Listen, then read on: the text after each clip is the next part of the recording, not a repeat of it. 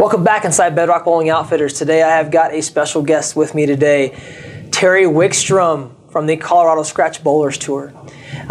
Today we've got been able to pry him away from his job today and his family to talk about the Colorado Scratch Bowlers Tour, where it started, where it's going, and let you guys know what's on the horizon for Colorado Scratch Bowlers Tour. And if you haven't been bowling Colorado Scratch Bowlers Tour, why you need to get out there ASAP and start proving yourself out there against some of the best players in Colorado. So without further ado, everyone, Terry Wickstrom, welcome. Thanks for joining me today. Thanks How are for you? having me, Shawn. Absolutely, Doing great. No problem at all. So, wow, you're going into your third season this year. Third season. We've got two summer events left. Our two of our three majors. We've got our Masters event and our U.S. Open event, and then we'll start our third regular season the end of August. Right. And those two events coming up, where are those going to be located coming up here, and what are those dates going to be? The Masters will be, I believe it's July 23rd and 24th, or June 23rd and 24th. It's a Saturday, Sunday, and that's at AMF Broadway. Awesome. Where your second Bedrock location Absolutely. is located. Yes. And then the U.S. Open will be the first weekend in August, Saturday and Sunday at Golden Bowl. That's awesome. Another great venue to have for this event. Those guys over at Golden Bowl do a great job. They run some really good PBA Experience Leagues. Now, you also have the CSBT Draft League over there as well. Talk to me about that a little bit. We do. It was an idea that the guys at Golden Bowl actually came up with. Tuesday nights we run it. It's a 14-week league, I believe. We showed up the first Tuesday night and did a draft. All the CSBT champions that wanted to bowl the league were captains. And then to fill out the remaining 20 captains, we took the current year's points leaders and made them captains as well. Wow, that's neat. Went through and did a two-round draft, came up with three-man teams of 20, and we bowl once a week on sport patterns to try to improve everyone's game, get some great practice in on the patterns we bowl on. Absolutely. I think that's a great deal. It also makes it fair across the board. It teams up some very good players with players that definitely want to get to that level as well, definitely. So looking at where Colorado Scratch Bowlers Tour started, I can remember, when you were kind of walking around all the different venues and kind of bidding yourself out there, trying to get into these bowling centers and get this going. And I honestly thought you were crazy. I didn't think that you were going to get any entries on a Saturday. Traditionally, bowling, and traditionally in Colorado, some of your scratch tournaments, especially one-day tournaments, have been run on Sundays. And I think that this has just something that has opened doors for bowlers. I don't know how you're doing it. Tell me how you're doing it. What do you think some of the ideas as far as marketing that they're being able to get bowlers out there? And is it all one skill cap? Do we have levels of all different types of players?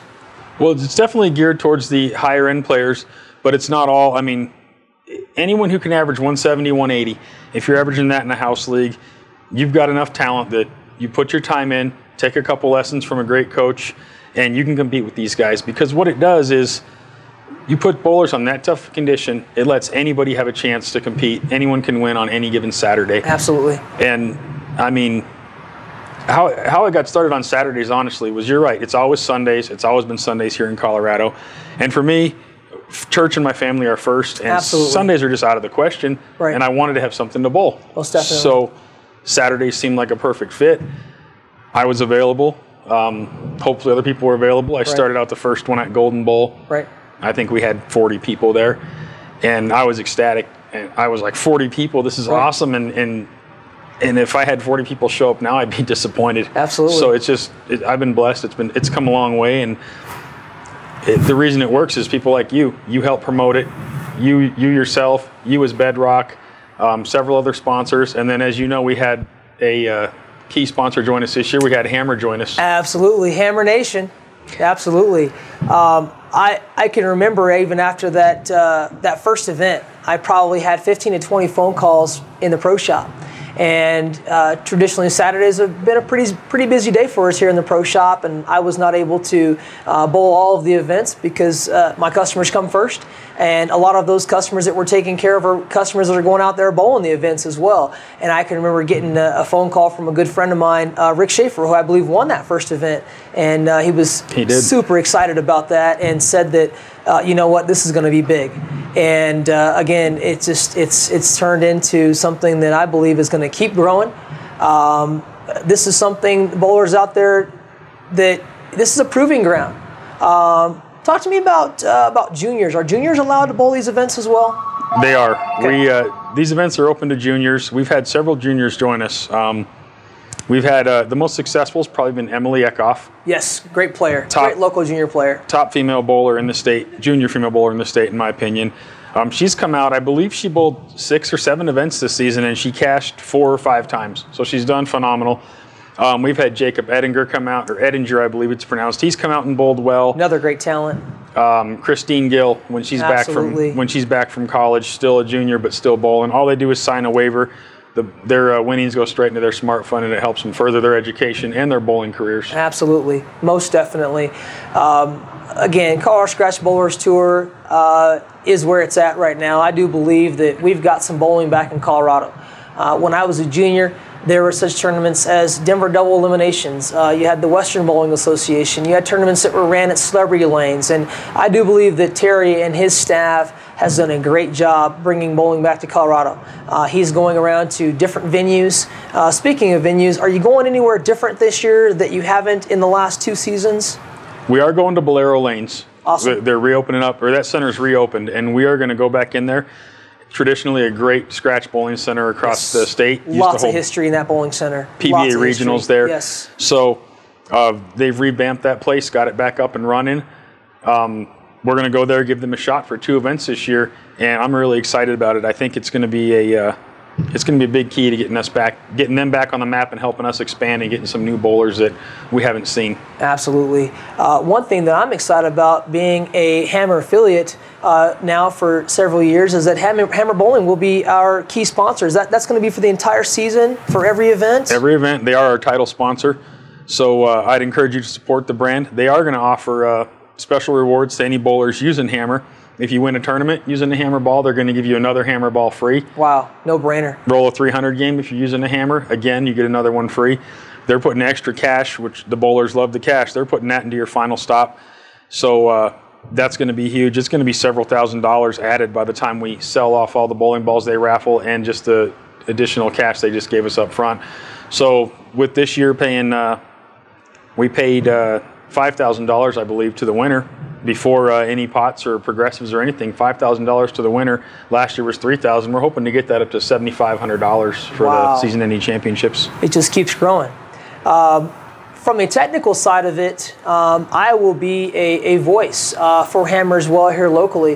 We will have the likes of Dave Watka. We will have the likes of some of the other Hammer staffers like Leisha Herder, Marvin Williams locally that will be able to help us at some of these CSBT events. We will set up tables and talk to you guys about our products and talk to you about what balls are going to be great for you on certain patterns. So I'm really looking forward to watching the season and watching the tour grow again for the 3rd season. Is there anything you'd like to add before we let you go here this afternoon? I'd just like to thank everyone that comes out and supports us, whether you come out, watch the events live, whether you tune into coloradosports.tv and watch the events there, or you're coming out and bowling. It's just great to see so many people. We have hundreds of people at every event, with spectators included, and it's just amazing to see.